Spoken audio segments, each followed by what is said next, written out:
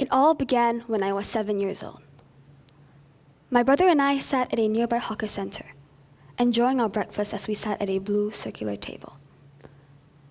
A few tables away from us actually sat an old elderly woman, and as she was enjoying her breakfast, her walking stick was propped up beside her on the circular table she was sitting at. My eyes were focused downwards, absorbed in my small serving of chicken rice, when suddenly I heard a loud bang. I turned around and, before I even knew it, that old elderly woman lay motionless on the cold, tiled floor of the hawker center, blood oozing from the side of her head. Her walking stick had fallen to the floor, and she had fell trying to pick it up.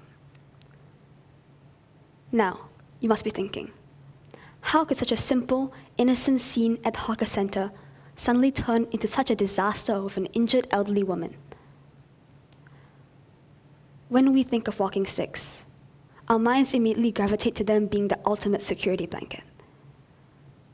Over time, they've sort of created this idea or this false sense of security that if you have a walking stick, you cannot fall and that you will be safe.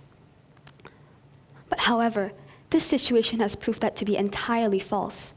And in fact, if you ask anyone who owns a walking stick, they will tell you that at some point in their life, they have dropped it before. This is a disaster waiting to happen. Now, if you're 18 and you drop something, that's fine, as you can easily bend down and pick it up. But if you're 80 and you drop something, that's when it starts to get complicated. And that's what triggered me and my brother to make a difference. After that incident at the hawker center, we actually went home and thought about it. We started sketching different ideas and innovations on how we could solve this problem. But alas, we were 7 and 9 years old, and if you can't decide on what to have for dinner, how can you decide on what to innovate? But we did figure it out in the end. We just decided to focus on our strengths. I much preferred the aesthetic side of things, while my brother much preferred the engineering side of things. Adding on to that, the first ever prototype of the QaneMate was actually made out of Lego. Looking back, Lego might have actually been the most sophisticated building material my brother could have gotten his hands on at that age. It's interesting to think about as Lego is often seen as a toy to adults or maybe even people my age. But to a 9-year-old, Lego is seen as a platform for creativity. But it wasn't just these internal issues we had to deal with. Externally, it would be the naysayers. There were many, many people who just didn't take us seriously just because of our age or thought we had some secret ulterior motive we were trying to achieve. I myself have met many people in meetings that have been pretty hostile and distrusting of our project, and they were definitely intimidating. Over these past 7 years and throughout all these challenges, many things have changed. But the one thing that has always stayed constant has been our core passion. We do it for the people we love. Our parents, our grandparents, the elderly at the old folks' homes whom we volunteered at. I personally believe that all these challenges and setbacks have actually led us to push the boundaries of our innovation, the QaneMate. So, essentially, we needed a safety clip. Simple enough, right? But if you think about it, it actually makes a huge difference. With this QaneMate, the elderly woman in my story could have avoided her fall entirely by simply clipping her walking stick onto the table in front of her. And it's not just about walking sticks.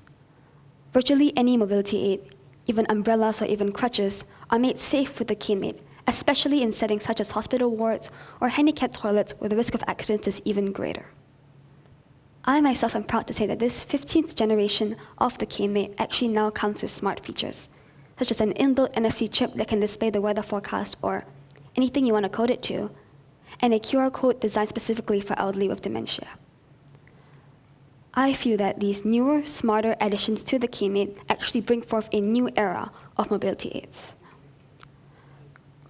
I want QaneMate to disrupt the current situation of innovation in mobility and bring forth a new era that redefines safer mobility as a whole. When we first started QaneMate, people thought that we were genuinely crazy. People thought that we were insane, a 7 and 9-year-old trying to market a clip. And maybe at some point we were. QaneMate was an act of boldness, a project driven by the idea that we can make a positive change to society, and the same drive still remains after all this time. I feel that making a difference is something you have to do yourself, to push against the boundaries of oneself and to rethink a concept that has withstood the test of time. 7 years is a long commitment, especially to a 7-year-old, and it is only natural for some people to get bored or fed up with a certain part of a project if it doesn't go well. I remember times where I wasn't even sure what role I would fit well into the team, but I knew as long as I had a thirst to make a positive change in my heart driving me forward, it would all be worth it in the end. The Dalai Lama once said that we can live without religion and meditation, but we cannot survive without human affection. To be honest, there are many times where I wasn't even sure whether QaneMate would really work or be successful, but I knew that I wanted to help others and be kind.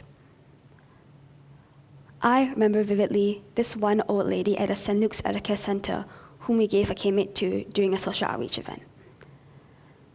She actually started shedding tears of joy when we gave it to her. At that time, I was freaking out as I had no idea what I did to make that lady cry, but looking back, I now realize that at that moment in time, she might not even have known how the QaneMate worked, but I knew that she appreciated us just being there. I realized that she did not cry not because of the ingenuity of the invention, but rather because the act of giving her the QaneMate was an act of compassion to show that we cared for her.